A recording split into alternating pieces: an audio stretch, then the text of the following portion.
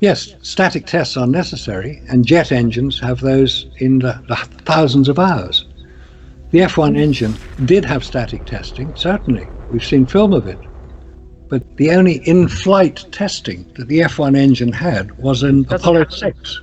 First off, we're talking about a difference between a jet engine that would cost maybe $1 million and a F1 engine which costs tens of millions of dollars each.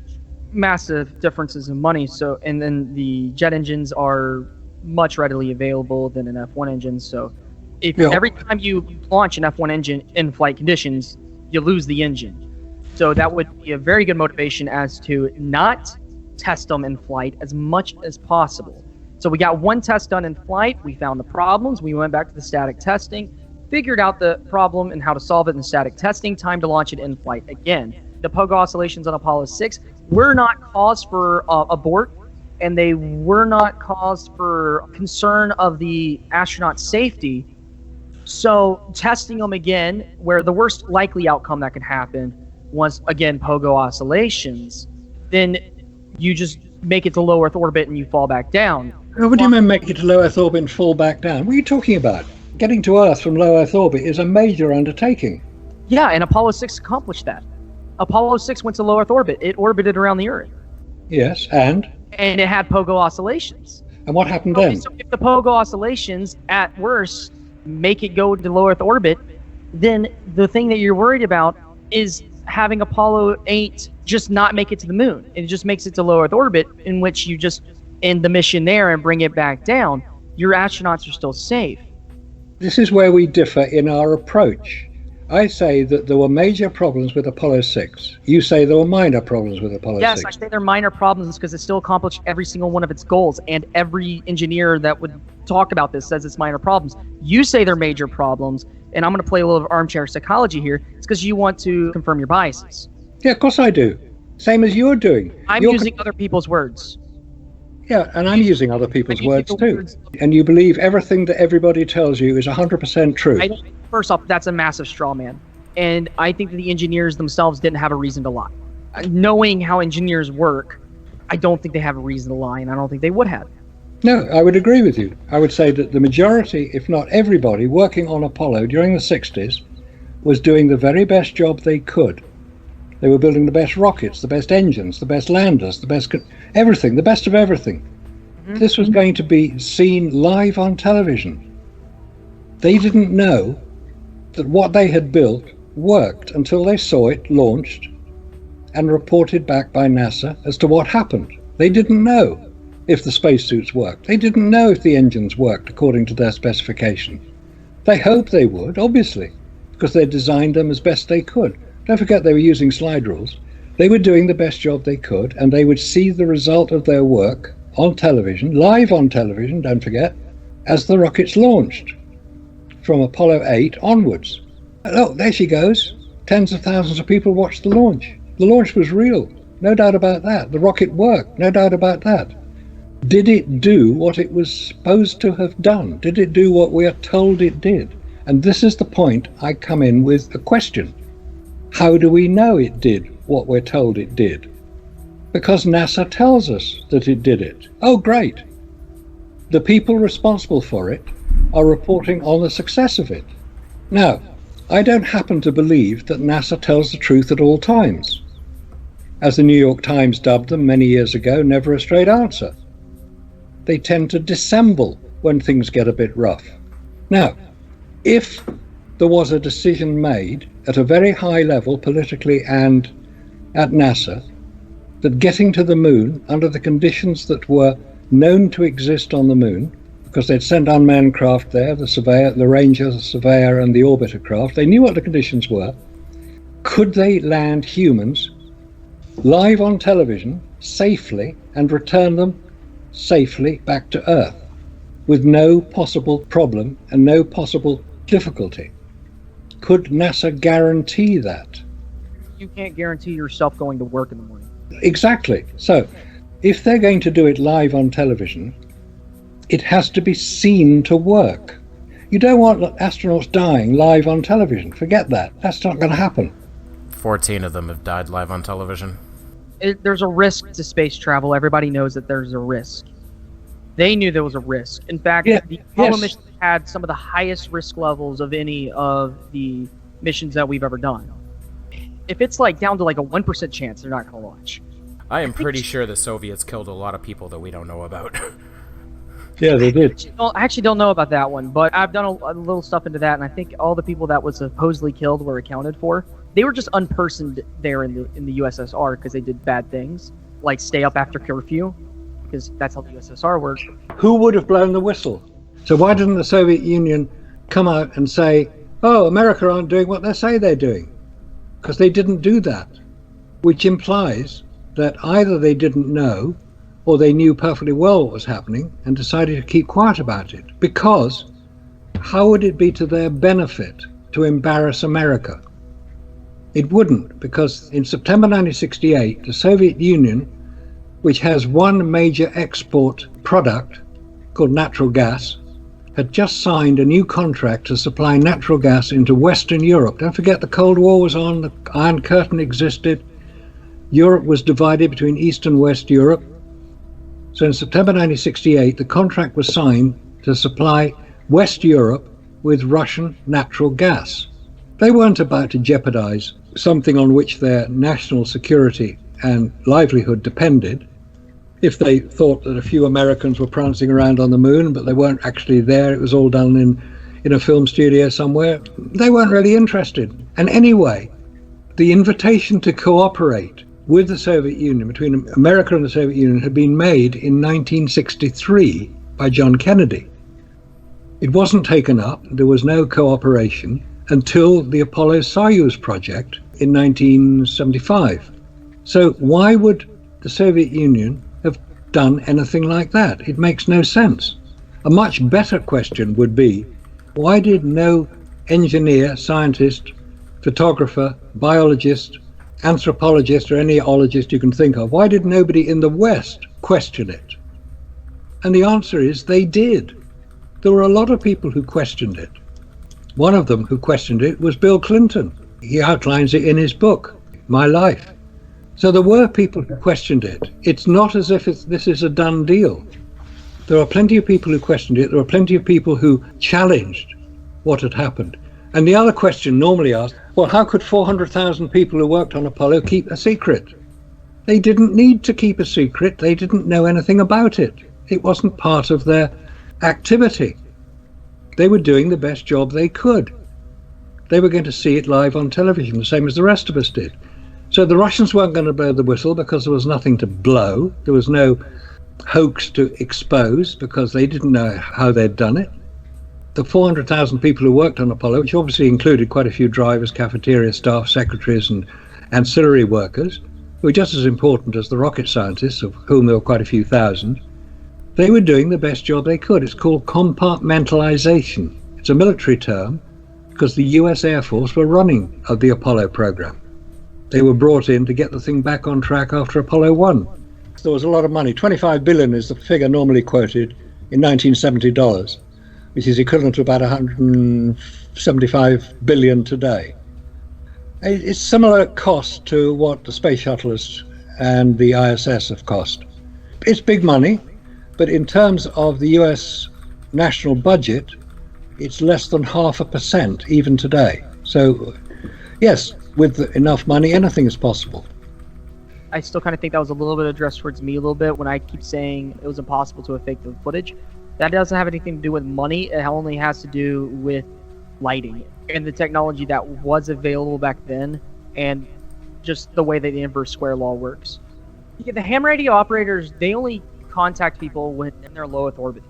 So it wouldn't be any ham radio operators. If you're talking about the third-party people, that would be the reflectors on the moon. Those can be done by private universities. What? Don't get that. The reflectors on the moon, they're done by universities. Well, they were put there by Apollo, allegedly. Well, yeah, but the laser that shot up and then measured when it comes back down. Oh, yeah, okay. Just one point on that. Who were the first people to shoot a laser at the moon and get a reflection back? Wasn't it Jojo Bank?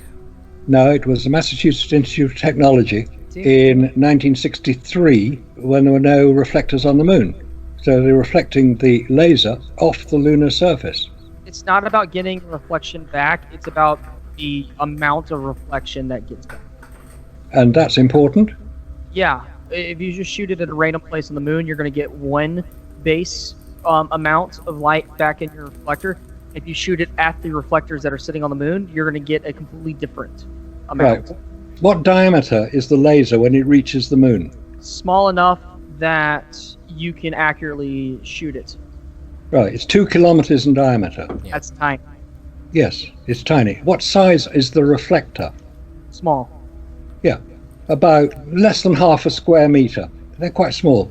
So if you use the formula for the area of a circle, pi r squared, and the radius is 1 kilometer times pi, basically what I'm saying is that the area that the mirror covers in the laser diameter is so small as to be almost impossible to identify. What area is this reflection when it gets back to Earth? You expect the reflection to be extremely small when it comes back to Earth. Yes, With the reflector, you expect it to be tiny. yes, a few photons of light. Yeah, if you shoot it anywhere else on the moon, you get even less. Yeah. Now, the same experiment was done the following year in the Soviet Union, and they got the same result. In the 1940s, radar signals are being bounced off the moon. Radio signals are bounced off the moon. So it's a very secure form of communication. If you can pick up the returning signal, very few people have the equipment to listen into you. No one's arguing that you get something back from the moon when you shoot a laser at it at a random spot. It's all about the difference between when you shoot it at the reflectors versus when you shoot it at another random spot. These are very sensitive sensors that pick this stuff up. Yeah, they have to be. If you're getting a different result only where the reflectors are, what does that tell you? But how do you know where the reflectors are? We know where the landing sites are. We have the coordinates for the landing sites. If you examine that, you'll find that NASA provide you with 10 different coordinates for each landing site. We talked about this last time, and we can only find 2 different ones. The 2 different ones were a completely different way of writing the coordinate system, and they both point to the same general area. And the general area is small enough that a 2-kilometer radius would easily encapsulate both of the reflectors that are down there. Okay, all right, fair enough. I just don't think you need a reflector to get a decent signal back. Nice shiny rock. Then why are the nice shiny rocks only in the places of the landing sites?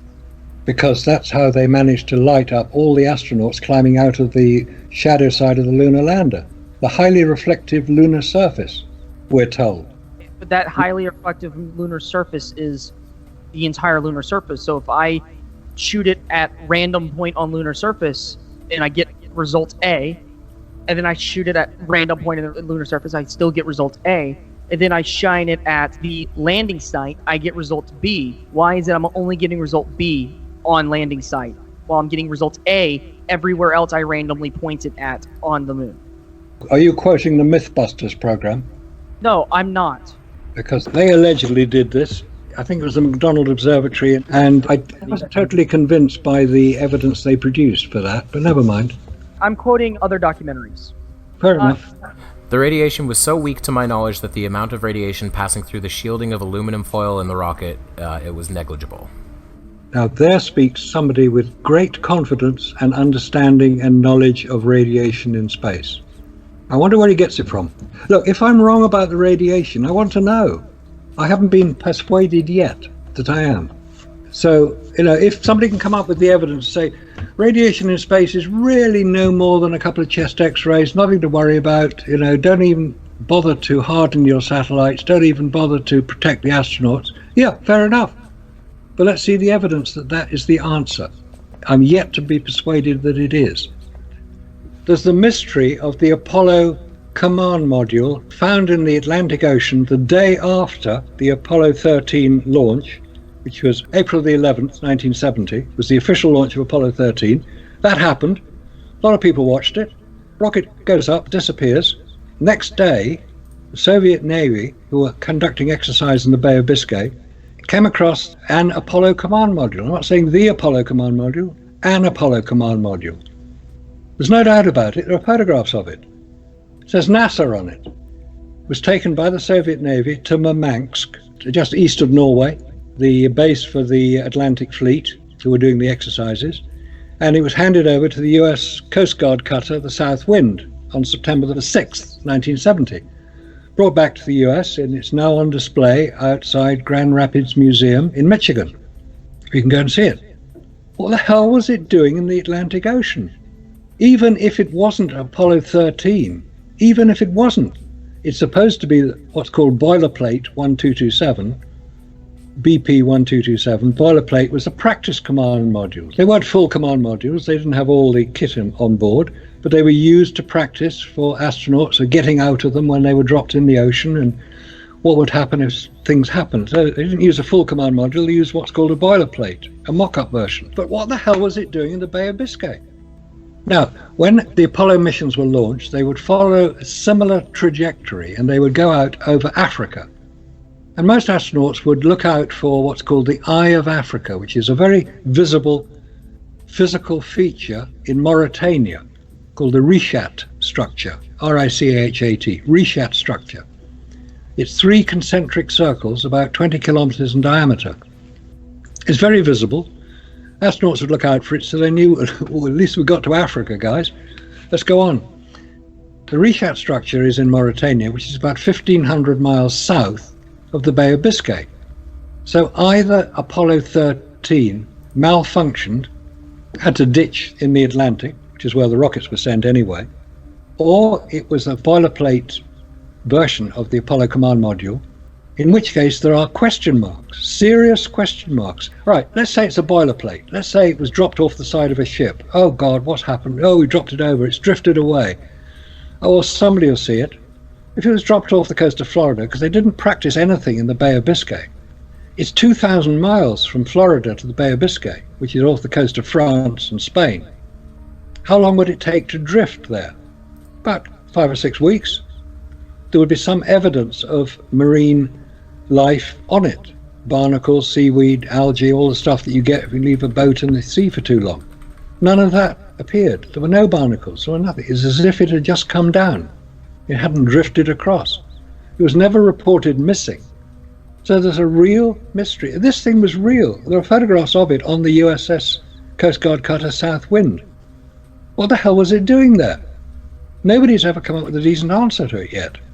And the coincidence mounts up when you realize it was picked up 24 hours after the official launch. The boilerplate that was found, was it not being used by the UK, by England, when it was lost? The UK didn't use Apollo boilerplates. The only US publication that reported the recovery of this capsule was the Stars and Stripes, the US military publication, in 1970. It wasn't widely reported. So obviously, you know, losing a boilerplate, losing any capsule, losing anything is a bit of a downer for NASA. They weren't about to publicize it, and they didn't. So if you've managed to lose one of your practice command modules, let's just say it's there. Let's not worry about the official Apollo 13. Let's just say it was a boilerplate. You think they would have reported it missing. You think they would have been a little bit embarrassed that the Soviet Navy found it, took it back to Russia, and handed it over 6 months later, having had a good hard look at what was inside. But the one that is now on display at Grand Rapids Museum in Michigan has been sealed till 2076, the 300th anniversary of the creation of the United States. He's referring to the N-1 rocket, which was the Soviet version of a Saturn V. They had 30 engines and they had 4 test flights, all of them failed. It's very ironic that SpaceX's new super duper rocket has got 30 engines. I hope it hasn't the same effect. Marcus, do you want any kind of last words here? Give yourself 2 minutes. Yes, anybody who would like to contact me, you can do it either through the aulis.com website, that's AULIS.com, or nexusmagazine.com. I'm the UK publisher of Nexus Magazine, the world's leading alternative news magazine, which is essential reading for anybody trying to navigate their way through these contentious times. It's a fascinating subject, the whole space travel. I'm absolutely fascinated by it, as I think both of you are. And I do appreciate that we have different approaches to it, different views, but eventually somebody will return to the lunar surface. President Trump has said that must happen, basically before the end of his second term. If it doesn't happen, he's going to get particularly upset and start calling NASA out. He said, well, if it's so easy for you to do 50 years ago, what's the problem today, guys? Get on with it. Is likely to be his response. It's interesting that the head of human space travel, I think at NASA, forgotten his name, resigned last week. He seemed to have got involved in a bit of skullduggery somewhere. I don't know what happened, but he resigned. Second one to resign in a year. Very unfortunate to lose people like that. I hope they do get back to the moon. I really do hope, because then we can have a look at the Apollo landing sites and confirm that they're real. It hasn't happened yet. Lunar Reconnaissance Orbiter photographs do not persuade me that those are photographs of what we're told they are. They're very good photoshopped images. I will say I am equally excited to see a new person stand directly beside the Apollo landing sites. I think that would be amazing. Don't forget, they can't get closer than 2 kilometers. There's an exclusion zone around them. So they're going to have to get a telephoto lens to get the landers in the same picture. Still be good enough for me. Blue, any last words, brother? I think this is actually a better discussion than we had last time, and I can't wait to have a third. I guess, thanks, Marcus, for being here. Again, I think we both brought up some cool subjects. If you want to find me, my YouTube channel is Blue Earth Thing. We're currently building an observatory called Happy Deer Observatory, and you can follow the progress of that on my YouTube channel. And it should be one of the largest observatories in the state of Alabama when it's finished. Will you be able to see the landing sites from him? No, we won't have a telescope that powerful, no. Even the Hubble isn't powerful enough. Yeah, it's crazy when you deal with that telescopes. Like more money you put, the better it keeps. Yeah. And thanks, Kevin, for controlling everything so well. Oh, you're very welcome. A round of applause for Kevin. Have a good night, everybody.